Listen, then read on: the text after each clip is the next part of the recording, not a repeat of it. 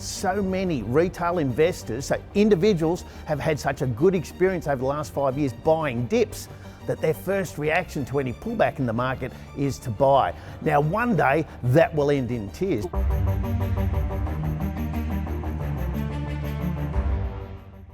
Well, Michael McCarthy, welcome to the business. Thanks, David. Great to be here. Just to begin with, we had less than favourable US jobs numbers out this week, which potentially suggests maybe not a Federal Reserve rate hike this year.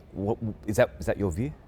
No, it's not. And the reason for that is the other leg of the Fed's mandate is very clearly in tightening territory. That is inflation. Inflation remains well above target and is trending upward. And under that scenario, it really wouldn't matter how weak employment data was, the Fed is still likely to hike to choke off that inflationary spiral that's emerging. Michael McCarthy, I have colleagues come up to me and say they don't understand the market at the moment. It's not making sense. And you did have this narrative overnight, maybe the Fed isn't going to hike. You've just debunked that for rational reasons. What do we make of this sort of disconnect between, economic data and what the share market does and what's actually going on? Well, I note the recent passing of one of the most famous Fed chairs ever, Alan Greenspan, and one of his most famous quotes was around irrational exuberance. And that's the notion that the animal spirits of the economy and of investors are driving the market. And that, I believe, is the phase we're in at the moment. We've departed from all rational valuation measures in terms particularly of the US markets. And what we're looking at and the way we're analysing what's happening day to day is by looking at the crowd. These prices, these levels in the US market are a function of crowd behaviour more than anything else. Well, what does that tell you is going to happen next then? Are we in a bubble that's about to burst? Well, we're in a bubble, but the problem with bubbles is they're highly unpredictable. And markets can stay in bubbles for weeks, months, even years. And under that scenario, while we remain very cautious and very risk aware, there's no doubt that at the moment the momentum for shares is upward. But your job is to find where there's value. So Moomoo, where are we seeing the value in the Australian share market right now? Well, one of the big aspects of international investing and local investing is the rotations that we're seeing. And in particular, investors looking for exposure to artificial intelligence that isn't already elevated. And at the moment, that's a focus on the halo trade, the heavy asset, low obsolescence stocks and companies. What does low obsolescence mean? It means that there are high barriers to entry. So when you build a mine, it takes many years, a lot of capital and a lot of equipment. And that's not an easy thing to replicate. You can't do that overnight. So low obsolescence refers to the fact that a lot of these big plants, whether they're mines or factories or other machinery, are hard to replace in the short term. So what is this trade? What is it telling us? It's telling us that there's a spreading out going on in the market. There's a concern about elevated prices. Frankly, a lot of company valuations look too rich, but at the moment with that upward momentum, it's hard to step away. So rather than move away from the market, investors are moving into those areas that are not yet as elevated. Which leads me to an obvious question, which is, what do you think the risk is of inflation staying elevated in the United States and here in Australia, and yields rising? Again, what we saw, the opposite of some of the stuff we saw this week, we've actually got movement again away from gold and silver and Bitcoin, and the share market falling materially.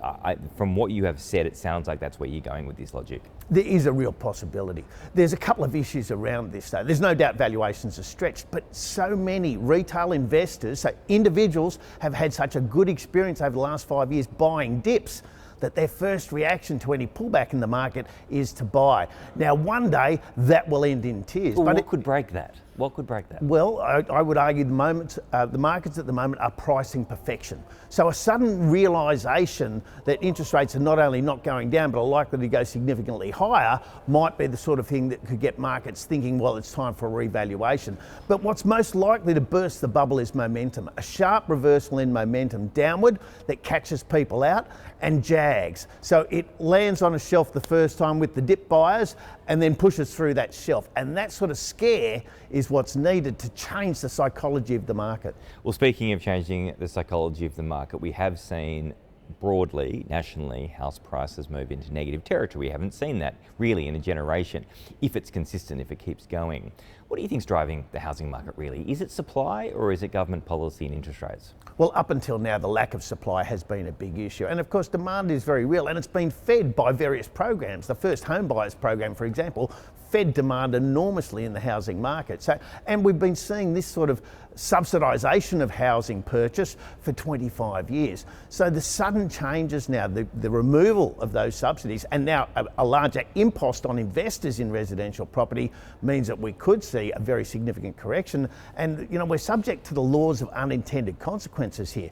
If a market starts crashing, it's very hard to stop the momentum. And while there's a lot of confidence at various levels of government that we'll only see a modest pullback, if at all, the potential for a significant drop in house prices is very real. So if you add that to the idea that shares could wobble at some point in the next, or in the short to medium term, what sort of backdrop, in terms of that's the asset classes, what sort of backdrop does that provide an economy that's already struggling a little bit? Because the Reserve Bank's obviously wondering, do we hike, do we hold, do we cut? And a lot of it has depended on that asset price inflation, because it's made people feel wealthier. So if we take that away and we're still left with elevated inflation, how do you see the economy panning out? Well, at the moment, Australia, like many modern developed economies, is very dependent on consumer activity for its health. So if we see consumer wealth being decimated by falling housing prices and a falling share market, there's no doubt that the economy would be dragged lower as well. Okay, and what's the only thing we haven't really touched on is the Australian dollar, and it's been very consistently at sort of 68, 69 US cents. Is that telling us anything, the stability of the Australian dollar, or is it really a product or a factor of the US dollar's strength? Well, it does look steady against the US dollar, but we should remember that dollar yen is at 38-year highs. In other words, the yen is at its weakest point and the US dollar is very strong. And for the Aussie dollar to be holding around 69 cents when the US dollar is strengthening is actually a sign of strength in the Aussie dollar. So if the US dollar stops appreciating against other currencies, we could see the Aussie dollar break through 72 cents very quickly. Wow. Michael McCarthy, always great to get your insights. Thank you for joining the business. Thank you, David.